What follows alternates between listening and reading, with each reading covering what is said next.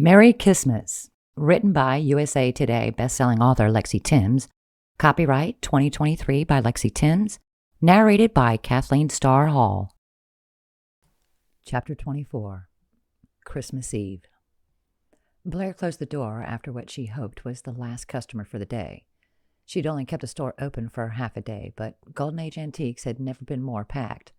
Foot traffic had been constant since morning, with a rush of customers coming in to buy out most of the items from the Bennett mansion, which meant that right after Christmas she'd have to arrange another shipment of furniture. But that wasn't what had been weighing on her mind all day. She'd been thinking about Coulson and the gift she'd chosen for him, the gift she had brought to the store for their rendezvous this afternoon. Since helping spring his father out of jail last night, Blair had been getting regular updates from Coulson, so she knew that his dad was safe and back in Boston by now. But that didn't help to shake the jitters she'd been feeling all day. They were supposed to exchange gifts and talk about the future, which scared her because, despite her optimism, she couldn't help but worry that their time together was coming to an end. Her heart squeezed painfully at the thought of losing him. He'd said that he would be on his way back to Boston by New Year's. That gave them a week left at most, unless they both decided to take a crazy leap of faith. Blair knew that in her heart she could take that leap, but could he? And how would it even work with him living so far away? Would they visit each other every week, once a month? None of it seemed practical, but while her head was trying to be sensible, her heart didn't care about such things. Her heart just wanted him. Practicality be damned. A long-distance relationship was so risky, and yet she'd take the risk to be with him, even if she suspected that eventually a long-distance relationship just wouldn't be enough for the heart that loved him so much she couldn't breathe. Yes, she loved him. After just 24 days of knowing him, that was the one thing Blair was sure about, her love for Coulson. Then, suddenly, as if by magic, he appeared at the front entrance. She spotted him through the glass, and with shaking hands she pulled the door open to let him in. He wasn't holding a gift box in his hands. Her heart sank a little. Maybe he'd forgotten, or maybe he'd thought better of exchanging gifts and wanted to break some bad news to her. His handsome face was unreadable as they turned to face each other. "It's kind of early, but Merry Christmas," he said. "Merry Christmas. My nieces and nephews say Merry Christmas Eve," she said, smiling. She'd spent yesterday evening with her family making dinner at her dad's, plus her mother had made her appearance via video conference call. It had been noisy, loud, messy, and so much fun that any other year Blair would have been utterly content spending all that time with her loved ones. And she had been content until her mind drifted to thoughts of Coulson. Not even his texts had been enough.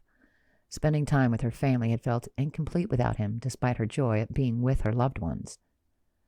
He returned her smile. "I can't wait to give you your gift." "You brought it?" she asked. "Yup." Coulson nodded, his green eyes never leaving her. "I've got it right here in my pocket." "I brought your present too," she said, rushing behind the front counter to retrieve the huge box she had gift-wrapped last night. "Whoa!" He looked stunned when she set the giant box down on top of the counter. "Blair, you broke your promise." Her eyebrows went up. "What?" "You said our gifts had to be a reasonable price. This doesn't look reasonable," he reminded her, except he was smiling. "Makes me feel a little better because I broke that promise too." "It's reasonably priced," she insisted. "Oh, yeah? Only way to prove that it is if I open the box," he said. "Go right ahead," she said, sounding a lot more confident than she felt, because the gift was not reasonably priced. It cost several $100s. Every penny was worth it for the chance to see the look on his face when he saw what she'd bought him. She hoped she had gotten it right. Coulson didn't hesitate. The second she gave him the go-ahead, he started to tear into the wrapping paper, tossing it aside to get to the cardboard box beneath. Then he got through that box to reveal the enormous tool chest inside. "Is this what I think it is?" he asked enthusiastically as he popped the chest open. Inside were about 500 tools, plus the electric drill that the attendant in the store had recommended.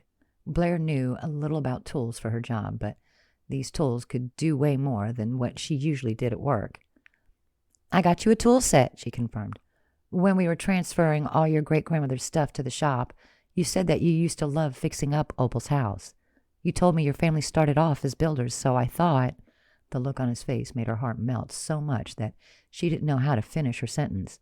His gaze went to her, and she saw so many emotions behind his eyes: awe, gratitude, melancholy, happiness. The smile on his face was happy and sad all at once, as if something had shifted for him so completely that he would never be the same. You remembered I said that? He asked, his voice gruff with emotion.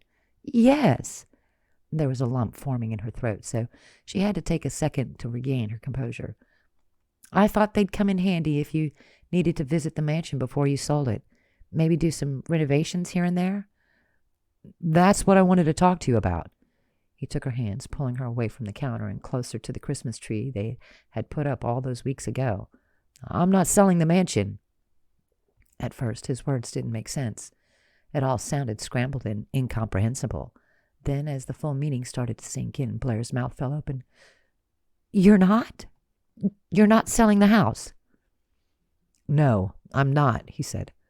I'm going to sell a lot of the furniture and give the money to charity, but I want the house to stay in the family. Oh, Coulson, that's wonderful, she said, her optimism flaring into full-blown hope. That means you can visit whenever you like. He shook his head. No, Blair, I'm not going to visit. Her hopeful heart plummeted. Pain knifed through her. The ache she had been trying to ignore for days now gripped her. It wasn't the dull pain that she'd found a way to live with. This was a sharp, ceaseless pain that lanced through her chest down to her stomach. It crushed her lungs, drawing all the breath out of her, then tore the heart out of her, leaving her so raw that she didn't think she could stand it. You're not? She gasped out, tears stinging her eyes. I can't visit if I move here, he explained, which is exactly what I'm doing. I'm moving to Mislin Bush. I don't understand. The world tilted on its axis, making her squeeze her eyes shut. You're moving to town? For how long? Permanently. He kissed her nose gently, a gesture that made her open her eyes. If you'll have me. But what about your family? You can't leave them, she said. You've only just reconciled with your dad. My dad, the thief? Well, he isn't perfect, but he's your family. What if you're my family, Blair? Coulson asked gently. Her eyes really did fill with tears then. She was utterly speechless. Coulson slid his hand into his jacket pocket.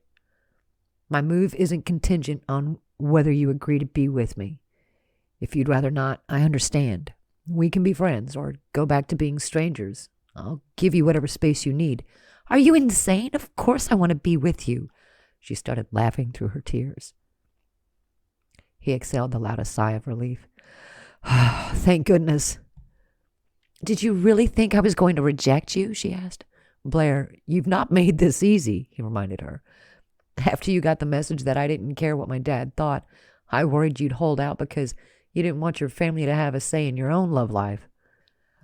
I don't care what they think anymore, she said, swiping at her tears. I only care what I think and what you think. What do you think, Blair? He asked gently. I think I love you, she confessed in a shaky voice, still terrified of how he'd take that declaration. I love you too, he said plainly. He winced. I swear I spent all night rehearsing how I was going to say it, and I completely forgot the speech I was going to give.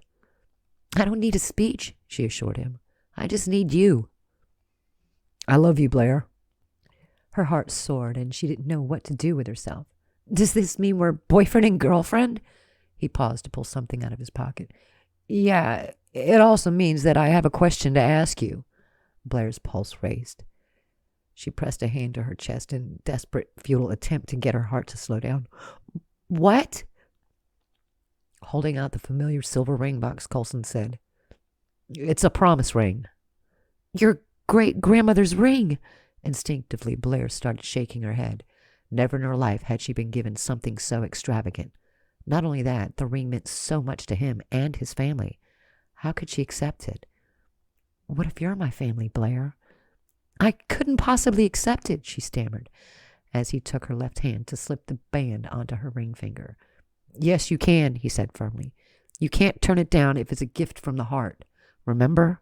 More tears. Her chest started heaving as she cried. It's beautiful. Will you move in with me? He asked. What? Will you move into the mansion with me? He repeated. I want to live with you, and then, when you're ready, I want to marry you, if that's okay with you. Okay. Tears streamed down her face, and she was pretty sure that she was making a complete spectacle of herself. This was beyond embarrassing. Weeping in her store over a boy. Thankfully, she remembered that she had a packet of tissues in her pocket, so she quickly pulled out one to dry her face. What do you mean, okay? I would be more than okay. It would be the best gift my whole life. Yes, I'll move in with you. Coulson started laughing, and he pulled her close to kiss her damp cheeks. Don't, she warned. I'm all gross. You have never looked more beautiful, he told her as he pulled back. I can't wait to decorate the house with you. We can make the place look however you want. That was when she remembered something else. On the table beside her was a sprig of mistletoe that a customer had insisted on giving her, mostly because the whole town knew how she felt about mistletoe. Blair still found the tradition ridiculous, but now it came with one exception, the Coulson exception. The tradition couldn't be all bad if it meant that she got to kiss him. Dabbing her eyes, she reached for the mistletoe on the table. Is that an invitation for another kiss? He asked, grinning. Yes. Aren't you a little short to hold that mistletoe over both of our heads? He teased. I am not short. But she started laughing and handed over the mistletoe. Coulson held the mistletoe over their heads, sweeping her towards him with his free arm. He lowered his mouth to hers. Their lips met, passion sending sparks through her as they kissed.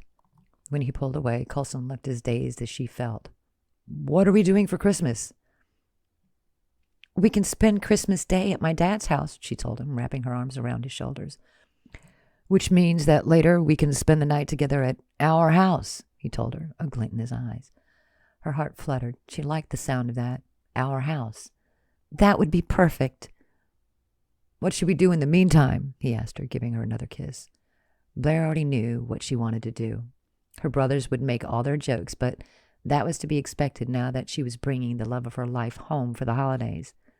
I say we go to my dad's house and tell my family the good news.